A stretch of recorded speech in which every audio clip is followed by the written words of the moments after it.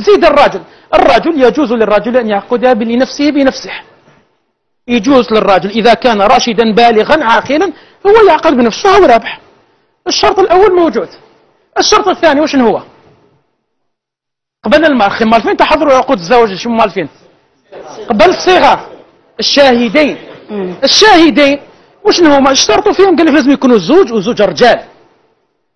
وش هي الشروط فيهم؟ قال لك لازم تكون معروفين بالعداله. وش هي العداله كما يعرفها الفقهاء؟ هي ملكة تحمل الصاحب على السلام من اسباب الفسق وخوارم المروءه. بالتعبير هذا صعيب شويه عند هذا تعبير الفقهاء، لكن التعبير العامي باش يفهموا الناس لم يجرب عليهم الكذب. هما اشترطوا زوج، لكن اذا كانوا كثر خلاص كل واحد يكمل الثاني. لم يجرب عليهم الكذب ولم يعرفوا باسباب الفسق وخوارم المروءه. نعطوا حاجه من اسباب الفسق. الانسان اللي ما يصليش هذا متهم بالفسق. انسان يترك الصلاه كيجي يشهد عند القاضي قال تصلي ولا ما تصليش؟ قال ما نصليش. قال ما نقبلوش الشهاده ديالك حتى انت ولي تصلي. يقول له يسخسيك يا شيخ واش دخل الصلاه بعقد الزواج؟ نقول له انت عهد الله عز وجل ما قدرتش تحافظ عليه، راح تحافظ على عهد ما بين رجل ومراه، اذا ما نقبلوكش. روح حافظ على عهد الله عز وجل ثم ولينا. الشرط الثاني الشاهدين، شرط زوج. احنا الحمد لله في المجلس هذا وكاين اكثر من زوج، وفوق المجلس كاين 40 مليون جزائري، ممكن اكثر من 40 مليون ممكن المشاهدين، وفيهم اهل الخير والصلاح ما شاء الله. الشرط الثالث وش هو؟ المهر وهو مقدار من المال يقدمه الرجل لزوجته. هل هو في مقابل المرأة؟ لا ما هوش مقابل المرأة. هل هو قال باش يشرب؟ لا هو يدل على صدق التوجه لإتمام عقد الزواج. هل هناك حد لأكثره؟ مثلا سيدنا عمر واحد الوقت حب يحدد فقامت إليه امرأة يا عمر وأين ترى قول الله عز وجل إن أتيتم إحداهن قنطار فلا يحل لكم أن تأخذوا منه شيئا. فعدل سيدنا عمر. هل هناك حد لأقله؟ ليس هناك حد لأقله، لكن الإمام مالك قال أقله ربع دينار ذهبي، لأنه هو القيمة الذهب قيمة التي تقطع اليد. ربع دينار ذهبي، الدينار ذهبي 4.25 جرام، بالتعبير ديالنا قال 1 فاصل. نقولوا بالحساب تاع واد كنيس تاع الذهب وين يبيعوا الذهب 700,000. أخي أنت قدمت المهر أكثر من 700,000. هاي الحمد لله، لأنه إذا ما قدمت قل 700,000 نقول له روح تخدم جيب نقص 700,000 ونعقدوا لك. هنا اتفقوا على المهر 10 ملايين وهو مهر المثل المتداول. النبي صلى الله عليه وسلم أرشادنا إلى شيء مهم. كان على باله باللي حيجي واحد القوم الناس غالي في المهر، واحد 50 واحد 20 واحد 70 واحد كرفاش بولحية واحد الخواتم إلى غير ذلك. حتى الناس لما يحضروا عقد الزواج يقول لهم يا جماعة رانا في السوق ولا أنا في عقد الزواج، راكم تبيعوا وتشريوا ولا راحوا تبنيوا بيت. النبي صلى الله عليه وسلم قال خير النساء وأكثرهن بركة. وش معناتها؟ المرأة المخيرة على المخيرة. شكون هي؟ أقلهن مهرا، ليكون المهر ديالها قليل، لأن المال هذا ما لازمش يدخل في أصل الزواج. ممكن اليوم كاين اللهم بارك خذ ما يكونش. إذا بنيت العلاقة الزوجية على الدراهم راحوا دراهم راحت العلاقة الزوجية. لا، احنا يجب أن تبنى العلاقة الزوجية على المودة والمحبة. والمال اليوم كاين غدوة ما كاش. وما اتفقوا على المهر 10 ملايين وهو مهر المثل المتداول في الجزائر. 10 ملايين 7 إلى 15 إلى غير ذلك هو المهر، مهر المثل. هذا خلاص. الأمر الثالث. الأمر الرابع صيغة شيخنا. الصيغة ربي يحفظك. قال والصيغة شرط الفقهاء أن تكون واضحة. قال من تتزوج ومن يتزوج، لأننا حضر عقد الزواج قال الناس أقرأوا الفاتحة الحمد لله رب العالمين وش درتوا؟ قال والله يعطيهم الصحة كلينا اللحم وشبعنا. وش درتوا؟ شاتوا شكون يتزوج؟ قال والله غير تزوجوا عند فلان. بصح شكون؟ أعطيه الاسم. قال ما نعرفوا. القاضي يقول له أنت أمشت، يقول له والله راح سقسيهم. لا، احنا لازم يكون الصيغة واضحة. شكون اللي حيتزوج؟ رابح. شكون المرأة؟ مريم. احنا الآن نجيبوا الصيغة كاملة وشرعية التي يشهد عليها الناس. رابح قل بسم الله وعلى سنة رسول الله زوجني موكلتك مريم لنفسي قلوا بسم الله وعلى سنة رسول الله قبلت زواجك موكلة مريم منكم يا رابح. الآن أيها الشهود اشهدوا بأن المرأة هذه مريم راهي زوجة رابح على سنة الله ورسوله. احنا ما بقي لنا إلا أن ندعو لهم. اللهم أدم المحبة والمودة بينهما، اللهم أدم المحبة والمودة بينهما، اللهم اجعل بيتهما عامرا بالمحبة والسعادة. اللهم إنا نسألك أن ترزقهما ذرية صالحة. اللهم كما جمعتهما في هذه الدنيا بهذا الميثاق الغليظ نسألك أن تجمعهم يوم القيامة في الجنة يا رب العالمين. اللهم إنا نسألك أن تغفر لجميع من حضر وحضر وأعان وستر هذه الزوجة وهذا الزوج. اللهم إنا نسألك أن تزوج جميع العزاب وجميع العازبات. سبحان ربك رب العزة عما يصفون وسلام على المرسلين والحمد لله رب العالمين. بارك الله لكما وبارك عليكما وجمع بينكما في خير. مبروك عليكم.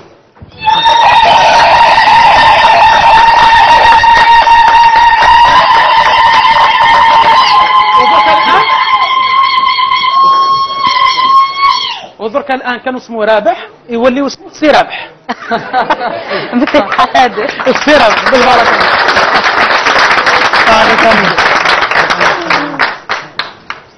يعطيك صحة شيخنا. ربما فضيلة بالله عليك ما نسألكم. شوف نسأل ذاك سؤال أنا نسأل. الحلال صعيب. الحلال صعيب. سهل. ها شوف هاو الزوج هاي الزوجة حاجة قليلة جدا وماذا بيان شكروا الناس اللي ساهموا. كان عبد المؤمن هذه اللي صنعت الحلوى هذه اللي أكرمت اللي بنت الأفواه تاع هذا. نسأل الله عز وجل أن يشافي ابنها. ونقولوا له الحديث تاع النبي صلى الله عليه وسلم داووا مرضاكم بالصدقة. هذه داوت المريض بالصدقة. على ذكر الصدقة فقط قبل ما ننسى هذا البارور ديال الذهب صدقات محسنة من بومرداس نقول برج ملاين. نقول فقط الأمين يركز لي على هذا الطاقم. شيخنا كي تشوف باللي محسنة صدقت هذا على هذه اليتيمة هي ما خيرتش لكن هو فضل أنه يعطيها لهذه اليتيمة. قالت له هذه روح اديها اليتيمة راح تتزوج. نحس باللي مازال الخير في هذه البلاد. حكيم احكي لنا قصة هذيك القصة اللي كانت في لونجاج اتصلت بينا وحدة رحنا تنقلنا لعين مكان اسمه الولاية هذيك. كانت تعطت الأخت لواحد من المنظمين تاع الجمعية اللي هو أخ ميطاوي مشكور. اتصل بها ولحق لها قالت له هذه أمانة نحط عليك أمانة في رقبتك إلى يوم الدين توصل الأمانة هذه إلى يتيمة. احنا بالجمعيه كي بدينا نديروا التحاليل كما تاعنا وكذايا وصلنا قدرنا نمدوه لزوج يتامى. يعني الامانه تاعك ما وصلش ليتيمه وصلت لزوج يتامى وبارك الله فيك. اكثر من هذه السيده اذا راهي تشوف فينا نقولوا لها امانتك وصلت. هي ما على بالهاش بلي امانتها راح توصل حتى البلاطو خط احمر وتوصل في يد العروس. انا نقول لك بصحتك ان شاء الله ديريه بالصحه والعافيه. ان شاء الله العقوبه حتى ديروا بنتك ان شاء الله. نخلي لك شيخنا تعطي لها الامانه هذا حقك.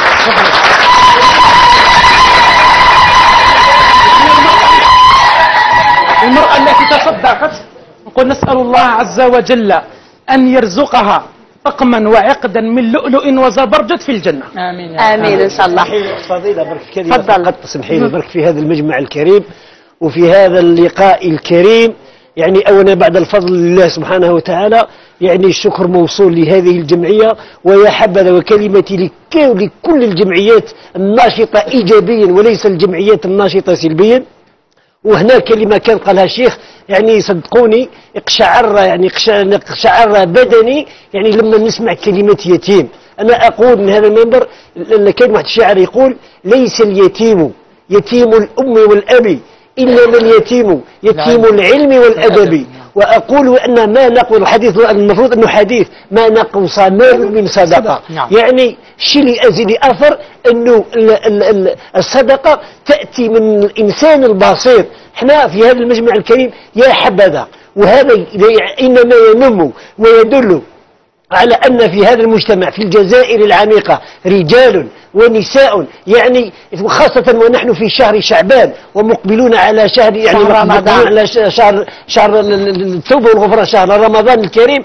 يعني شيء، ها هي رسالة في هذا الأيام، يعني الأيام الفاضلة في الشهر الكريم، يعني شيء اللي يفرح ويعني يخلى صراحة يخلي المشاهد الكريم ويقول لي أنه الجزائر ما زالت خير والجزائر ما زالت بالمناسبة نخلو فقط كلمة الممثل جمعية زهرة المستقبل.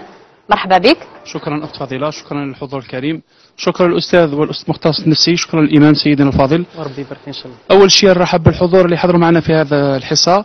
احنا في الحقيقة مشروع الزواج ال50 فرح في دارنا هو كان فكرة لمجموعة أو ثلة من الشباب فتيات وشبان الجمعية. سيفتي ككاتب عام للجمعية زهرة المستقبل، هذه الفكرة مشينا فيها من أجل إسعاد وإدخال البسمة والفرحة في قلوب المعوزين واليتامى والمحتاجين للزواج، لأن نظرنا أن نسبة العنوسة ترتفع في بلادنا. ارتأت الجمعية أن تشارك ولو بشيء قليل للتخفيض من هذه النسبة بعملية 50 فرح في دارنا، أي 50 زوج. الحمد لله الجمعية لحد الساعة هذه الإحصائيات الأخيرة تثبت أننا الحمد لله رانا متمكنين من 30 زوج.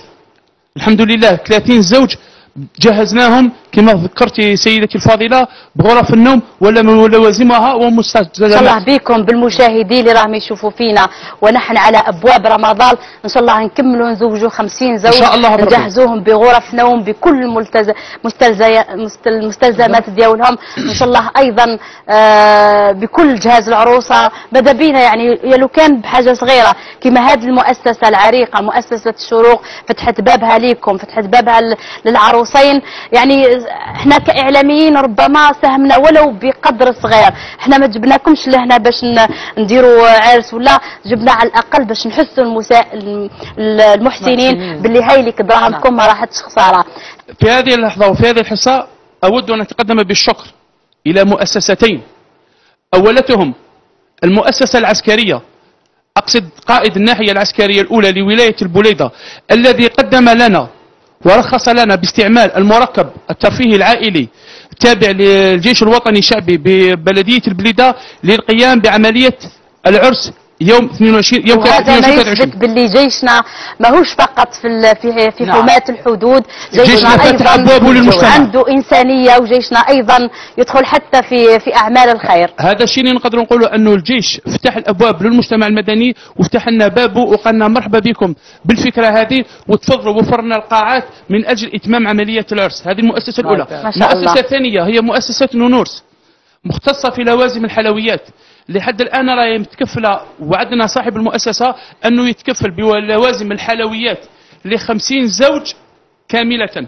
نتمنوا إن شاء الله أن يكون الدعم أكثر، لأن صدقوني أنه الجمعية نسمعوا هكذا نفرحوا ونقولوا باللي مازال الخير في هذا البلاد. أنا نشكركم جزيل الشكر، ربي يكملكم إن شاء الله. فضيلة احنا نزيدوا الناس هذو اللي قعدوا لنا 20 نذكرون بحديث النبي صلى الله عليه وسلم. احنا راهو جاي رمضان على ابواب، غدا سيدنا رمضان كاين عباده في سيدنا رمضان، ماشي غير عباده الصيام والقيام. النبي صلى الله عليه وسلم يرشدنا الى المنفعه الاجتماعيه فيقول الساعي على الارمله والمسكين هذا والزيد كالمجاهد في سبيل الله. واحد اللي يروح يجاهد في سبيل الله يقدم نفسه في الدم ديالو، هذا النفس يدي نفس الاجر هذاك اللي يعاون. شيخ فقط الشعور ديال العروسه بعد ما صلاه الفاتحه. هو صح يقولوا دائما العروسه تكون حشمانه وما تحكيش. معليش رابح اعطينا كلمه. انا الكلمه تاعي اللي نقولها جمعية المستقبل الله يبارك عاونتني وقفت معايا، وربي يحفظهم ان شاء الله وربي يشكرهم. وثاني ما ننساش واحد بزاف، ثاني ما ننساش واحد بس امين، لان نشكره بزاف الله يبارك يعطيكم الصحة. وثاني كمان تفضل. وثاني ما ننساش ثاني جيراني ثانيك عاونوني، وثاني ما ننساش جيراني وما ننساش اختي اختي معنا في البلاطو. وبدورنا نبلغوا تحياتنا لكل الجيران ديالك. نقول فقط الام ديال مريم موجوده معنا، حبيتك فقط تعطينا كلمه، اعطي لها فقط بنتك تزوجت قدام كامل الجزائريين؟ مانيش متوقعة حد الآن، ومانيش متوقعة هذا الشيء. أولا نشكر الجمعية، نشكرها بزاف بزاف بزاف بزاف بزاف، والأعضاء تاعها كامل. حد الآن مانيش متوقعة اللي وصلت لهنايا، ونتمنى سان المحسنين يزيدوا يعاونونا. حتى الآن مانيش متوقعة.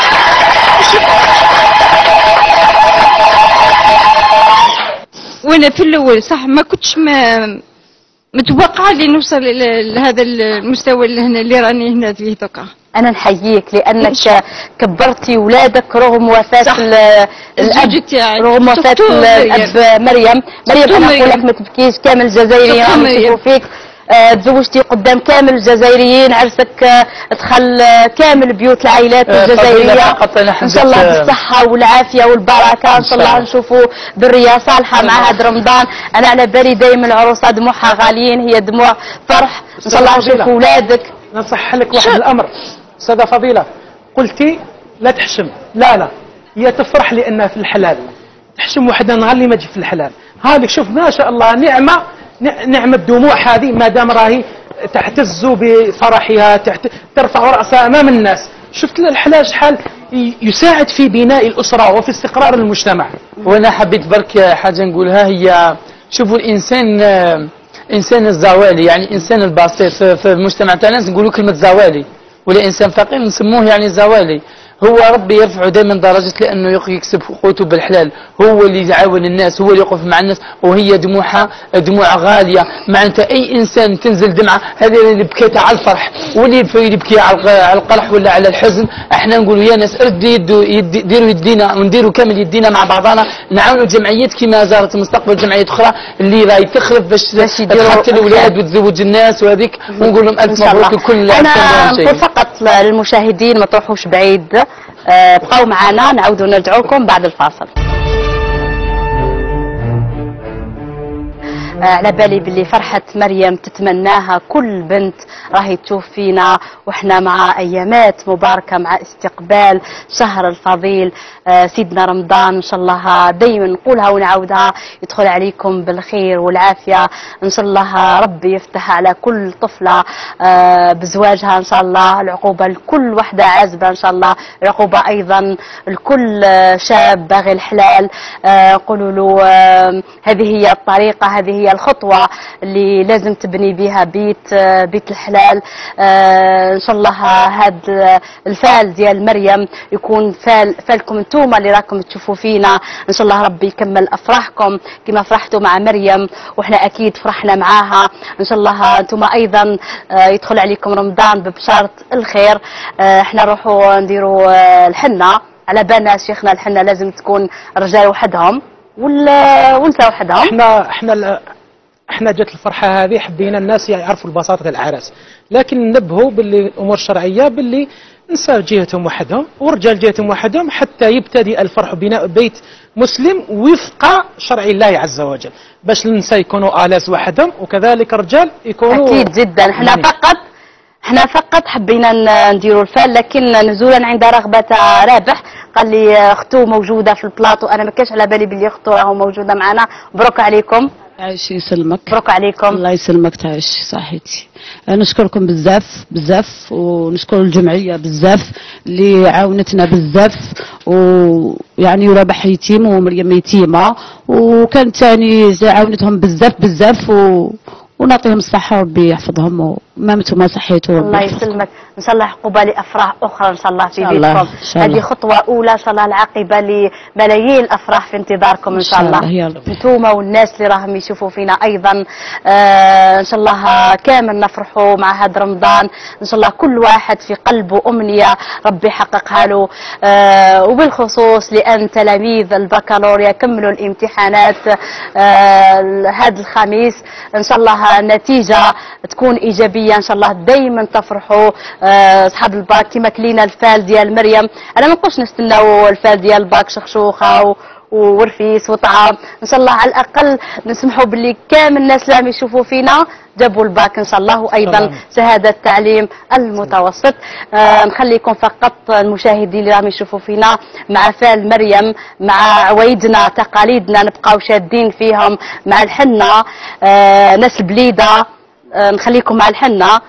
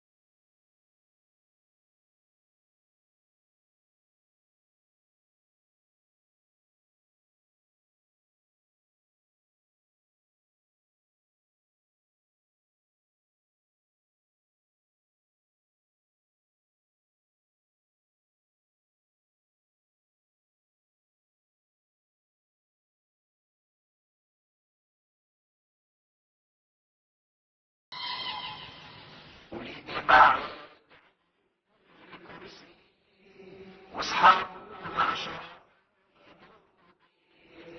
واصحاب ان شاء الله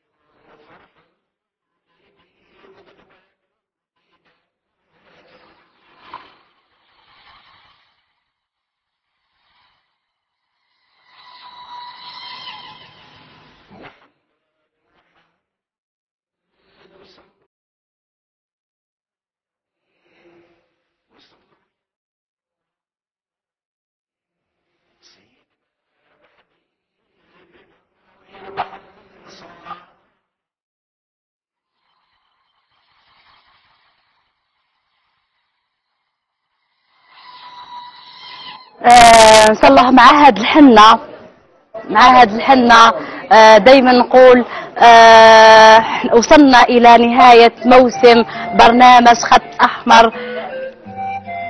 وصلنا الى نهاية برنامج خط احمر في السنة ديالو الرابعة. اول شكر ربما يعود الى هذه المؤسسة، مؤسسة الشروق، اللي فتحت لنا هذا المنبر باش نتعلموا فيه الخير ونديروا فيه الخير.